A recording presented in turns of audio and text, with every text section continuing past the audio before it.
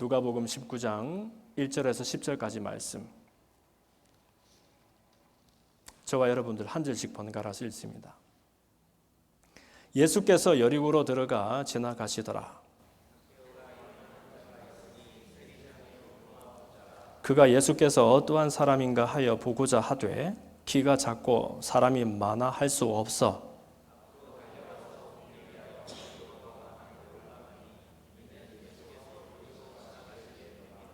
예수께서 그곳에 이르사 쳐다보시고 이르시되 삭개오야 속히 내려오라 내가 오늘 내 집에 유하여야 하겠다 하시니 무사람이 보고 수군거려 이르되 저가 죄인의 집에 유하러 들어갔도다 하더라.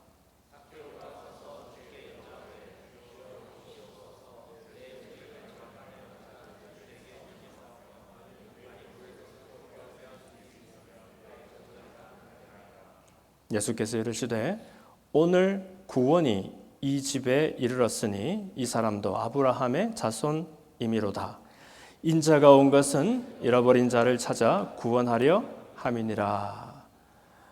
아멘. 한번 따라합시다. 주님은 지금 나를 주목하고 계십니다. 주님은 지금 나를 주목하고 계십니다. 이런 제목으로 말씀을 나눕니다.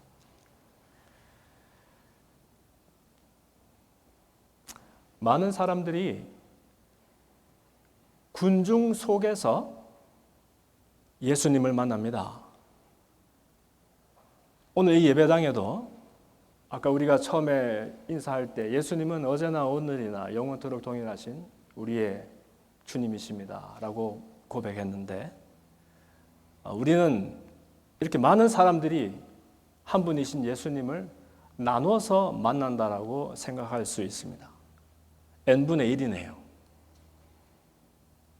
그런데 그건 우리 입장에서 그렇고 주님은 한 번도 그렇게 하시는 법이 없으십니다.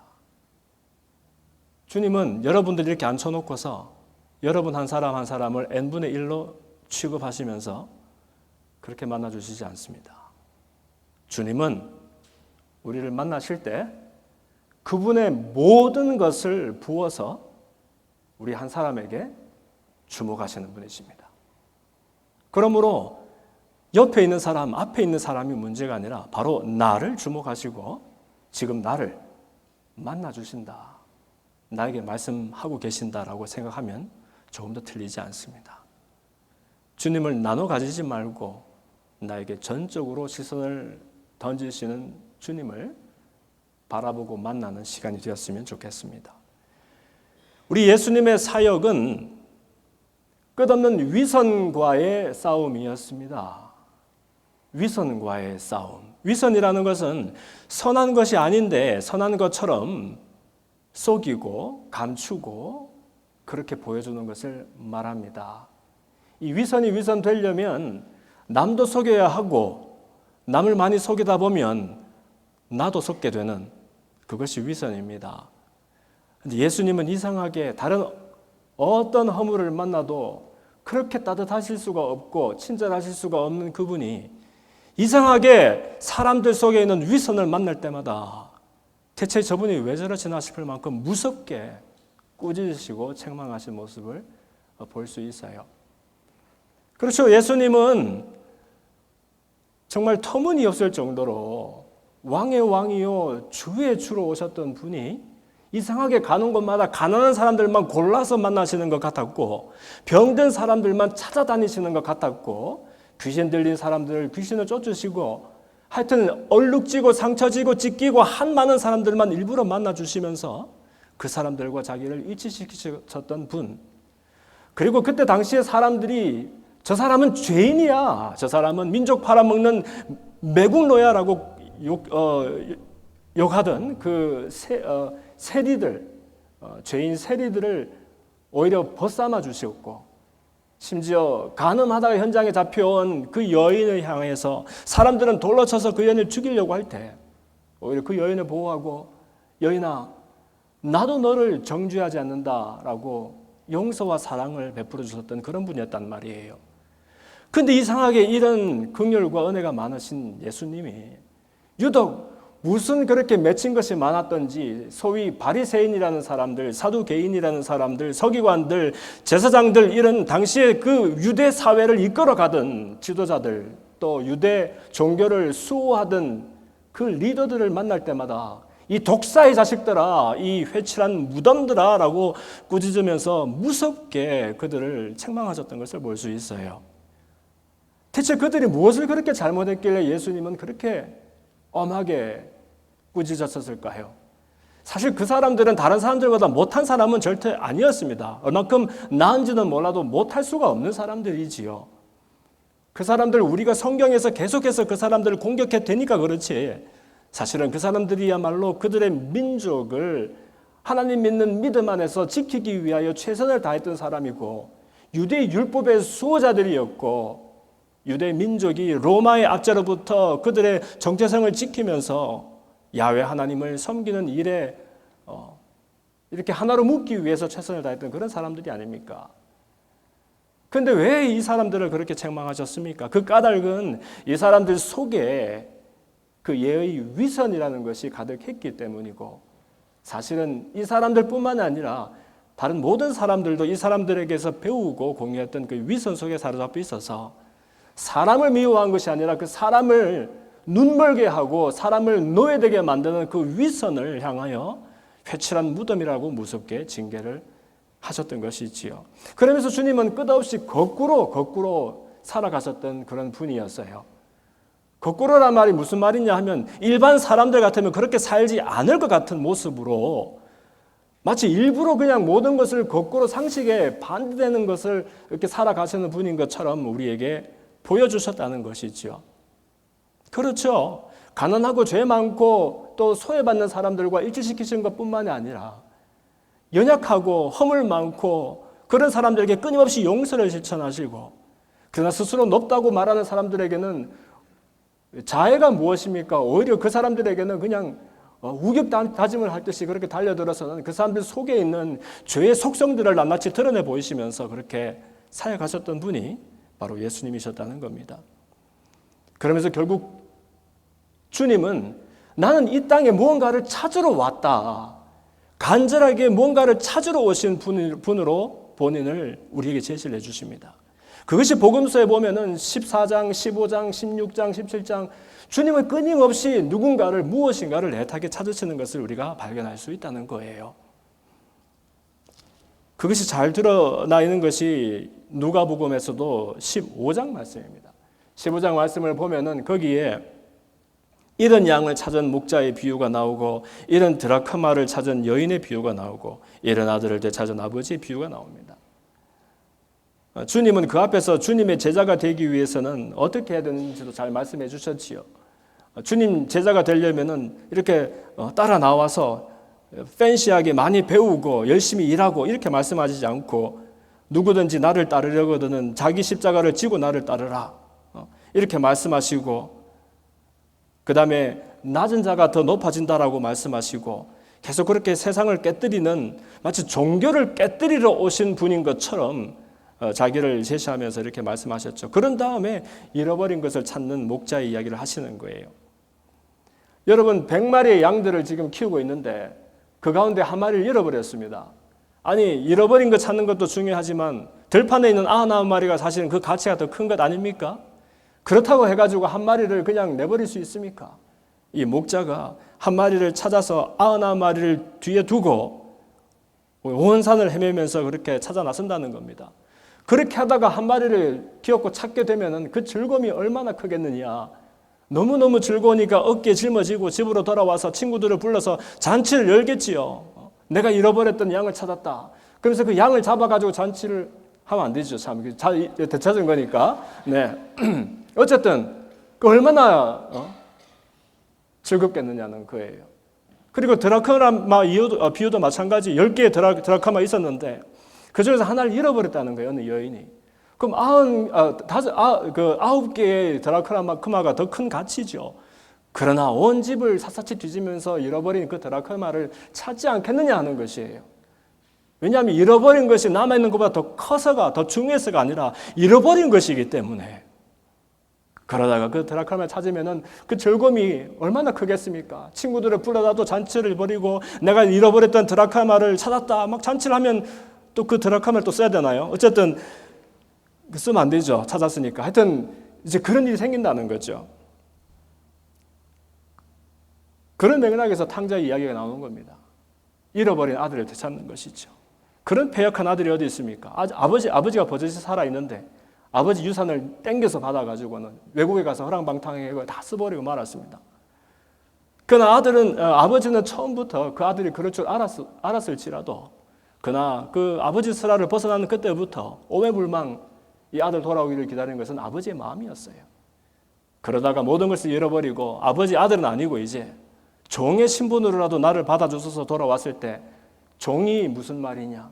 나는 잃어버렸던 죽었던 아들을 오늘 되찾았다라고 말하면서 크게 잔치를 벌이잖아요.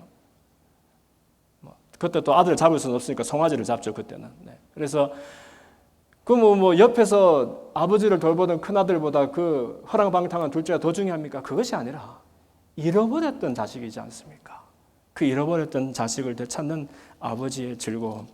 그러니까 주님은 스스로를 나는 잃어버린 것을 찾으러 왔다 라고 말씀하시고, 이 잃어버린 것을 찾는 데 있어서 가장 큰 걸림돌이 무엇이냐면 사람마다에게 우리를 가리고 남을 속이고 그래서 나도 속고 말게 하는 그 위선의 가면, 그 가면을 벗어 던지게 하기 위해서 이 땅에 오셨다라고 말씀하고 있는 것 같아요. 오늘 본문에 나오는 삭개오도 바로 우리들처럼 어떻게 보면 위선으로 가리고 살던, 위선의 가면을 쓰고 살던 그런 사람이었는지도 모릅니다. 여러분 잘 아시는 것처럼 이 사람은 세리장이었어요. 세리장이라는 것은 오늘날로 그 IRS의 디렉터 정도 되지 않겠습니까? 오늘날에도 기업하는 사람에게 제일 무서운 사람이 세무서라면서요. 근데 당시에는 이 사람이 세금을 걷어다가 자기 유대 정부에 바치는 사람도 아니에요. 오히려 그들을 압제하고 있던 로마 정부에다가 돈을 바치는 사람. 심지어 로마 정부가 이 유대 사람들에게 돈 걷는 일을 무슨 그렇게 부지런히 그렇게 했겠습니까? 그러니까 세리들을 곳곳에 세워놓고서 그 유대 사람들 중에서 이 사람들에게 미리 이제 할당을 해서 돈을 받아가는 거예요. 그런 다음에 너희들이 얼마를 받든지 그건 니네들 알아서 해라. 그러니까 이 세리들이 이 불이한 이익을 거기서 취하는 것이죠. 그러니까 자기 민족들로부터 얼마나 비난을 많이 받고 욕을 얻어 먹었겠습니까? 이 사람이 큰 집에 살고 부유했는지는 모르지만 그러나 사실은 이웃도 없고 친구도 없고 심지어 자기 형제 부모로부터도 외면을 당하여 했었던 그런 불행한 사람이었다는 것이죠. 여러분 이런 사람이 살 수 있는 유일한 삶의 방식은 가면을 쓰는 것밖에 없습니다. 그리고 끊임없이 스스로와 타협해야 합니다. 사람이 밥 먹여주나 친구가 밥 먹여주나 밥이 밥을 먹여주지. 친구 없어도 괜찮다. 내가 이렇게 해서 출세해서 내가 이렇게 해서 부자가 되고 나면 다 내가 하고 싶은 거 할 수 있고 사람들은 오히려 나한테 있는 이 부와 권세 때문에 결국 나를 대접하지 않을 수가 없을 것이야.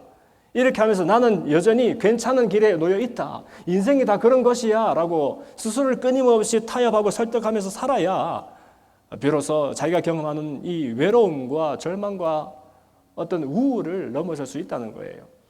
그렇기 때문에 삭개오는 어떻게 보면 우리처럼 그만의 가면을 쓰고 위선의 가면을 쓰고 살았던 사람인지도 모르죠. 얘기는 여러분들이 너무 잘 아십니다. 이 사람이 스스로 이렇게 정의하고 설명할 수는 없지만 가슴 한 곳이 크게 구멍이 난 것처럼 공허와 또 불만족 속에서 인생을 살고 있었는데 어느 날인가 자기 성 여리고에 예수님이라는 분이 찾아오신다는 이야기를 들은 겁니다.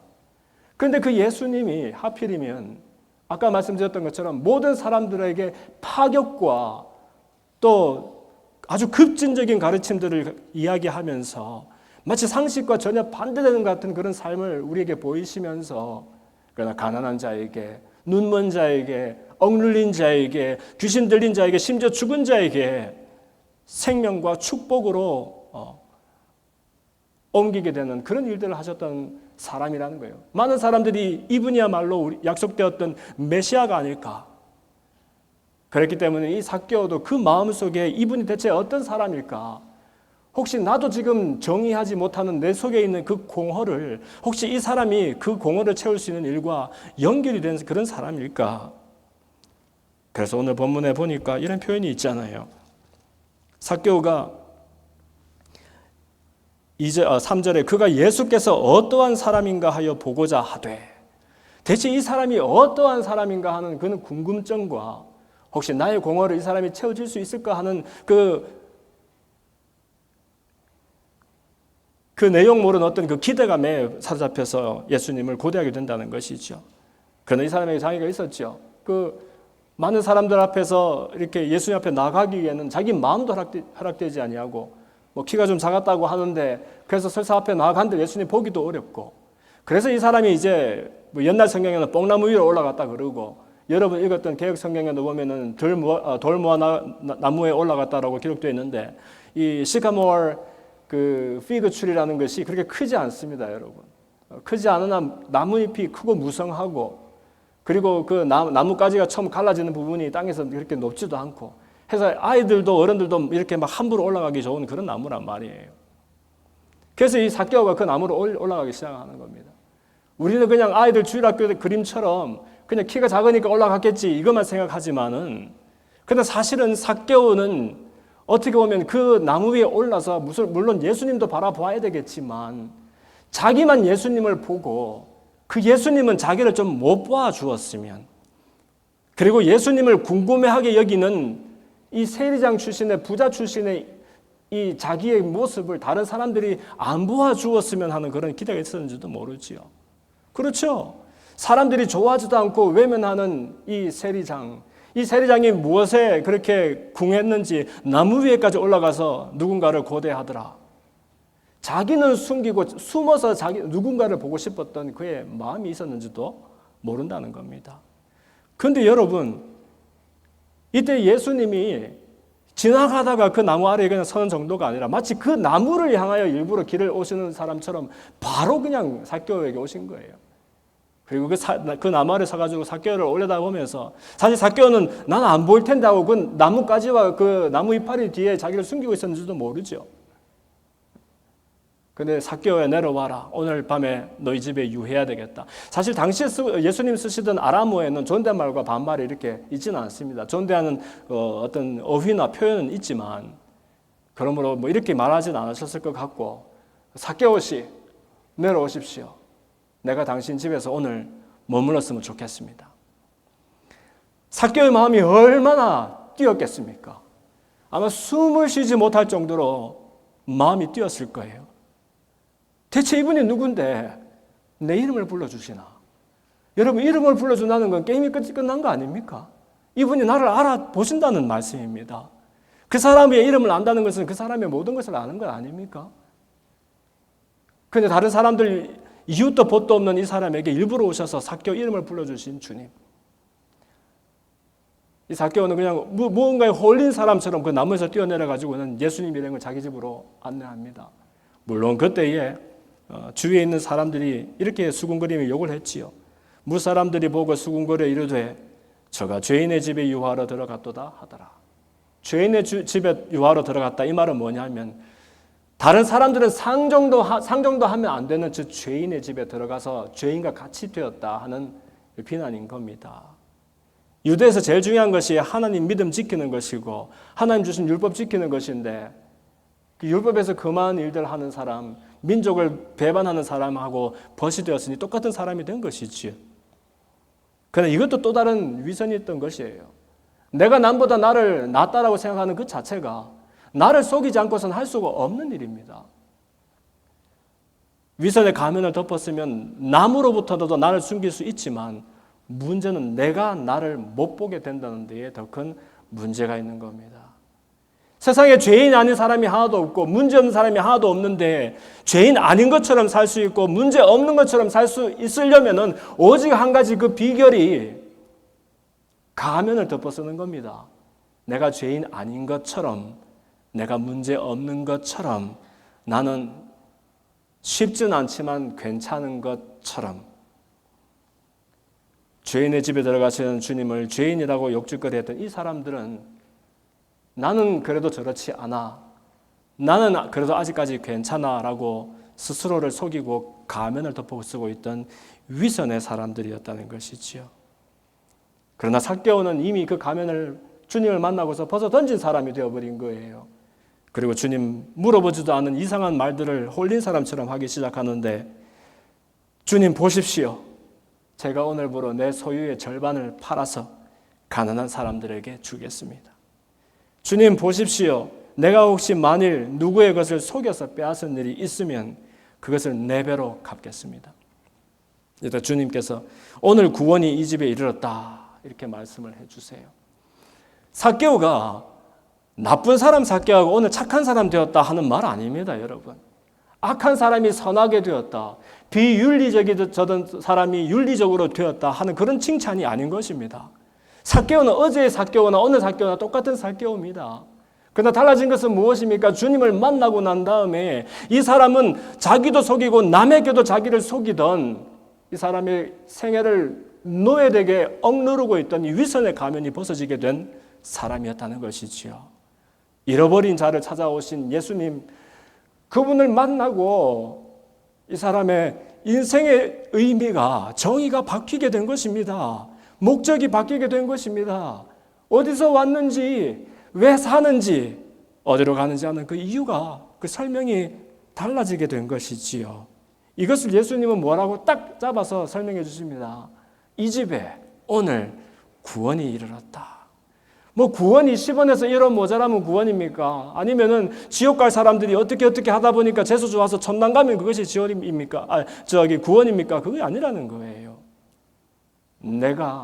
내 스스로는 내 인생의 굴레를 해결할 수 없고, 나의 죄성 때문에 사망과 저주 가운데 놓여있는 내 신세를 해결할 수 없게 된 내가, 근데 그런 내 모습도 바라볼 수 없을 만큼 눈이 멀어있던 이 위선의 가면을 쓰고 있던 내가, 그러나 주님을 만나고 내가 가면을 쓰고 있었구나, 내가 남도 속이고 나도 속이고 있었구나, 괜찮은 것처럼 위선하고 있었구나라는 것을 발견하고, 주님, 내게는 소망이 없습니다. 좌절밖에 없습니다. 주님께서 나를 건져주셔야 합니다. 라고 낮은 곳에서 주님을 만나는 사람에게 임하는 하나님의 은혜를 다름 아니라 구원이라고 말한다는 것이지요. 여러분, 이 위선이라는 것은 타락한 사람에게 오는 아주 단적인 그런 모습입니다. 아담과 하와가 하나님 먹지 말라고 하던 선악과를 먹고 난 다음에 그들의 눈이 밝아지지요. 사실은 육체의 눈이 밝아졌는지는 모르겠지만 영의 눈이 어두워져서 이제는 눈에 눈을 마주보며 경험하던 하나님을 보지도 못하고 알 수도 없게 된 신세가 되었잖아요. 그때 그들의 눈에 제일 먼저 보이게 된 것은 그들의 벌거벗음이었습니다. 그렇다고 이전에는 옷 입고 있었던 거 아닙니다. 그러나 그들의 벌거벗음을 보고 이 사람들은 첫 번째 부끄러움과 두 번째 두려움에 휩싸이게 되지요. 그 부끄러움을 감추기 위해서 스스로 나뭇잎으로 옷을 해입고, 그 다음에 그 두려움으로부터 피하기 위하여 동산에 있는 나무 사이로 숨었다라고 되어 있습니다. 나무 사이로 숨었던 그 첫 사람들의 모습이 바로 이 돌 무화과 나무에 올라서 자기는 감추고, 자기의 수치를 감추고, 자기의 부끄러움을, 자기의 죄인됨을 감추고서, 그러나 어디에 나의 구원이 있을까? 어디에 나의 문제의 해결책이 있을까? 저마치 오시는 그 예수님이 아닐까? 자기만 몰래 그 주님을 바라보고 싶어 했었던 삭개오의 모습, 어떻게 보면 우리의 모습과 같지 않느냐 하는 것이지요. 여러분, 우리가 주님을 만나고 싶어 하는데도 주님을 만날 수가 없다든지, 주님을 더 깊이 경험하고 싶은데 그렇게 되지 않는 그 까닭은 다름 아니라 우리도 나도 모르게 자꾸만 그 가면 뒤로 나를 숨기기 때문인지도 모른다는 겁니다. 근데 이 가면은 언제 벗겨지느냐, 언제 벗을 수 있느냐, 다름 아니라 우리가 낮은 곳에 있을 때. 낮은 곳이라는 것은 내가 연약할 때, 내가 가난할 때, 내가 우울할 때, 내가 외로울 때, 내가 절망 가운데 있을 때. 근데 그 길을 걸어간다고 다 자기가 낮은 곳에 있다는 것이 인식되는 것이 아니라, 내가 실제로 그렇게 낮은 곳에 있고 소망 없는 상황 속에 있다는 것이 알아질 때, 누가 시키지 않아도 그 가면이 벗겨지고 그때 주님이 우리 앞에 나타나시는 것이 아니라 원래부터 우리 앞에 서서 우리에게 주목하고 계셨던 그 주님이 우리에게 알아지는 은혜가 있다는 겁니다.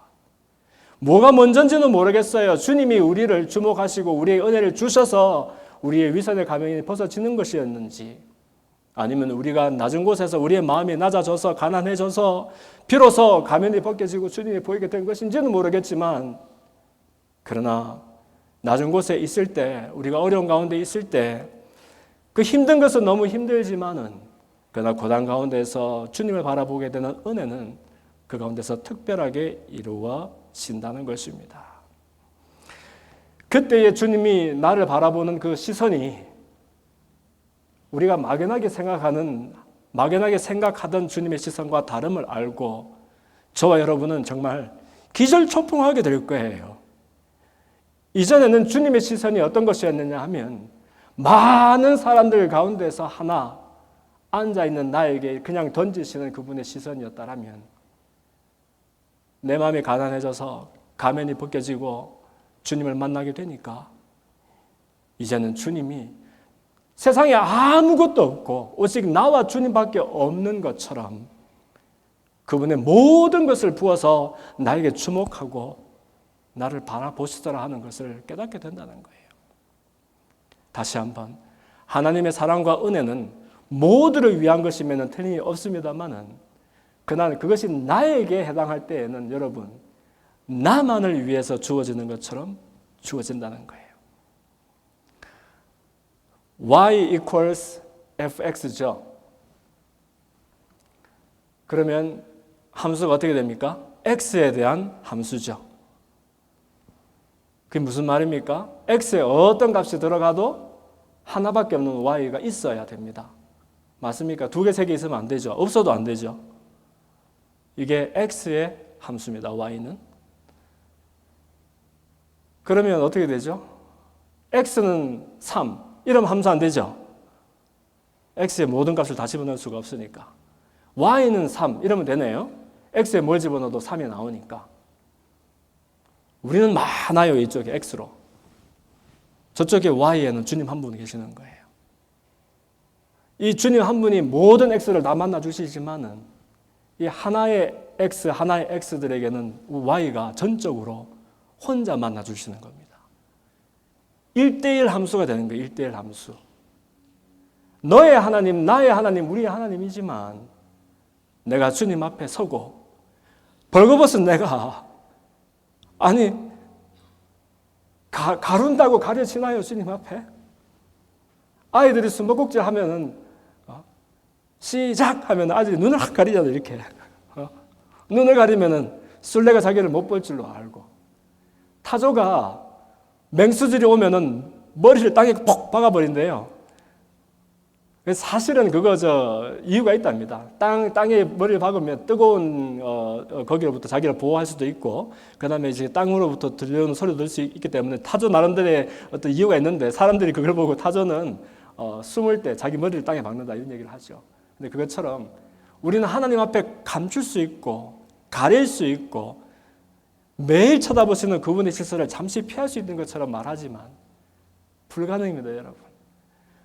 저와 여러분을 그분의 형상 따라 지으신 그분이 어떻게 우리가 심지어 바다의 끝에 있을지라도 우리를 주목하시고, 그죠? 우리가 어디서 무슨 처지에 있을지라도 우리보다 우리를 더 잘 아시는 그분께서 그야말로 불꽃 같은 눈동자로 우리를 주목하고 계신다는 거예요. 온 마음을 다 쏟아서. 그런데 그분 앞에 우리는 가릴 거는 가리고 보여줄 거는 보여주고 왜곡할 건 왜곡해서 그분을 대할 수 있다고 생각한다면 얼마나 어리석은 일이 되겠습니까?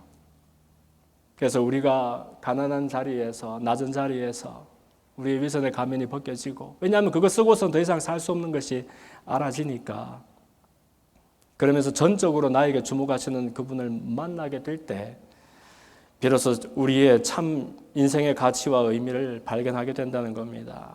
그러면은 이때까지 내가 주인인 줄 알고 주인 행세하면서 살았던 그 고단한 인생이 청산되고 주님께서 내 인생의 주인이 되어 주십니다. 그러면 나는 손해보는 거 아닙니까? 이전에는 내가 주연이었는데 내가 덜 중요해지는 일 아닙니까? 하지만은 웬걸 나의 주인 되시는 주님께서 아무것도 아닌 이 버러지 같은 나를 전적으로 주목하시면서 그분의 모든 것을 부어서 주목하시면서 나를 은혜 가운데 이끌어 주신다는 것은 마치 내가 보석이 되는 그런 경험이라는 거예요. 여러분, 성경에 나와 있는 모든 믿음의 사람들은 주님을 만나고 그들이 놓여있던 그 노예됨에서 해방되고 자유의 기쁨을 경험한 그런 사람들이었습니다. 본문에 있는 삭개뿐만 아닙니다. 사마리아 여인을 보십시오. 사도 바울을 보십시오. 그 제자들을 보십시오. 병자들을 보십시오. 귀신 들렸던 사람들을 보십시오. 너나 없이 스스로의 모습 안에서는 좌절할 수밖에 없던 그 사람들에게 그들의 위선의 가면을 벗고 주님 앞에 정직하고 가난하게 섰을 때 그들에게 모든 것을 부어주시는 주님을 만나고 무엇으로도 해방할 수 없는 인생의 노예됨에서 해방이 되고 자유의 기쁨을 경험하게 된 겁니다. 말씀이 왜 있습니까? 더 똑똑해지려고 말씀 읽는 겁니까? 아닙니다. 주님 앞에 단독자로 서서 벌거벗은 나로 서서 그분의 성품을 알아가고 그분 안에서 자유를 경험하기 위해서입니다. 기도 왜 합니까? 기도하면서 점점 더 신령해지기를 원했습니까? 아닙니다. 기도하면서 하나님의 시선에 내 시선을 맞추고 하나님 마음에 내 마음을 조율하고 그분의 다스림 아래에 나를 두는 그런 은혜의 시간이 되는 겁니다. 예배 왜 드립니까? 예배 드렸다 가면은 안 드리고 가면은 마음이 찝찝했는데 드리고 가면 내 마음도 좀 고요해지고 편안해지고 내가 조금 더 나은 사람들 같은 그런 기분 들고 그런 거 아닙니다. 주님 앞에 나와서 그분의 시선을, 나를 주목하는 그 시선을 한번 같이 믿음으로 바라보는 것입니다. 우리는 give and take이라고 생각하지요. 나는 찬송과 찬미를 하나님께 드린다라고 말하지만 이건 그냥 믿음의 고백이고 신용일 뿐입니다. 그랬을 때 하나님께서 비로소 시선이 마주쳐진 우리를 향해서 일방적으로 은혜를 부으시는 것이 바로 예배의 정체가 된다는 것입니다. 근데 여러분, 문제가 하나 있습니다. 이 얘기 제가 하루종일 1박 2일 드리는 거 아니지 않습니까? 하나님의 다스림에 대해서, 그분이 주인된 삶에 대해서 제가 얼마나 많은 이야기를 했었습니까? 근데 문제는 이게 자꾸 돌아서면 잊어먹고 또 알아도 삶 속에서 살기가 그렇게 쉽지가 않더라는 것입니다. 그러면 대체 우리가 어떻게 하면 될까요? 여러분, 이해가 잘 안 되고 혹시 잃어버린 자를 찾으시는 하나님, 나에게 주목하시는 하나님이 자꾸 잊어먹게 된다라면은, 그렇다면 우리 가운데는 주님을 따라서 우리도 거꾸로 살아가는 연습들이 있었으면 좋겠습니다. 어떤 인생요? 거꾸로 살아가는 인생. 왜냐하면 마치 우리가 갖고 있는 상식과 우리가 갖고 있는 습관을 거슬려서 살아가면 혹시 압니까? 주님과 비슷하고 닮아가는 그런 인생을 살게 될지. 이전에는 우리가 좋아하면 됐었습니다. 싫어하면 됐었습니다. 좋은 사람 누굽니까? 나 좋다는 사람 아닙니까? 좋은 사람 누굽니까? 내가 좋아하는 그 사람 아닙니까? 그런데 여러분, 거꾸로 살기 시작하면 내가 그 사람 찾아보니까 싫더라 하는 그 사람이 내 인생에 더 소중한 사람이 되고, 나를 싫어하는 그 사람이 내 인생에서 중요한 사람이 되고, 내가 하고 싶어서 그냥 손이 건질거려서 못 하겠다는 그 일이 자꾸 미뤄지고, 한만 생각해도 그 일은 아닌데 하면서 미루던 그 일에 정체 모를 소원이 생기고, 그렇게 된다라면 우리가 거꾸로 사는 그런 인생 살면서 참 신비로운 그런 경험들을 할 수 있지 않겠느냐는 것입니다. 주님은 우리는 무슨 길을 찾아서 걸어갈까? 여러분, 지금도 길을 찾고 있죠? 어떻게 하면 내가 지금 공부하고 있는 과정에서 성공할 수 있을까? 그 진학은 어떻게 할까? 그 다음에 취직은 어떻게 할까? 배우자는 어떻게 만날까? 수많은 경우의 수 중에서 무엇이 진짜 내가 걸어가야 되는 그 길인지 애타게 찾고 지금 달려가고 있지 않습니까? 근데 여러분, 주님은 어느 길을 가든지 간에 주님은 우리를 이끌어내실 수 있는 실력이 있으신 분이십니다. 그분에게는 우리가 어떤 길을 선택해서 걸어가느냐 하는 것보다도 그 길 위에서 윗선의 가면을 벗어던지고 나에게 주목하시는 주님을 만나기를 원하고 애타게 원하고 계신다는 겁니다. 그리고 그분의 전부를 기울여서 24시간 365일 우리에게 주목하시는 주님을 보면서, 사실은 늘 그랬는데 우리가 그 주님을 보고서 깜짝 놀라서, 화들짝 놀라서 매 순간 우리의 인생이 송두리째 뒤집어지는 그런 경험들을 하기를 원하고 계시는 것이지요. 윤동주 시인이 썼던 나무라는 그 식구가 생각이 납니다. 나무가 춤을 추면 바람이 불고 나무가 잠잠하면 바람도 잡니다. 반대 아닙니까? 바람이 불어야 나무가 춤을 추고 바람이 잠을 들어야 나무가 잠잠해지는 것 같은데, 시인은 거꾸로 말하고 있습니다. 이 키에르 케고르의 실존주의적인 이야기를 하는 거죠. 무슨 말인고 하니까 우주가 흔들어대는 것 같지만 진짜 그 우주의 흔들림은, 우주에 요동치는 것은 실존을 위해서라는 겁니다. 우리가 주인이라는 말이 아닙니다. 하나님께서 주인이십니다. 그러나 그 주님 앞에 벌거벗은 단독자로, 벌거벗은 있는 그대로의 모습으로 서서 그분의 시선에 내 시선을 맞추면 이제는 그분이 나에게 모든 것을 부어주시는 일이 됩니다. 지구가 세상의 중심이야 라고 고집할 때에는 나만 고단했는데, 태양 주위를 내가 돈다라고 말하고 나니까 사실 더 가볍고 즐거워지는 거 있지요. 오늘도 잃어버린 자를 찾으시는 하나님, 우리에게 주목하시는 하나님을 발견하고, 여러분 갖고 있는 형편과 처지는 제가 알지 못하지만 그 고난의 자리, 낮은 자리, 어렵고 외로운 그 자리에서, 그러나 주님의 은혜로 위선의 가면을 벗어던지고 날마다 주목하시는 주님을 풍성하게 누리는 우리 모두가 되기를 주님의 이름으로 축복합니다. 말씀을 생각하면서 성찬을 준비하면서 함께 기도합시다. 하나님 섬긴다라고 말하면서도 내 안에 가면을 쓰는 것이 너무나 많았습니다. 그러나 주님은 한시도 내게서 눈을 떼지 않으시고 그분의 모든 것을 부어서 나에게 주목하시는 것을 보고 감격을 경험합니다.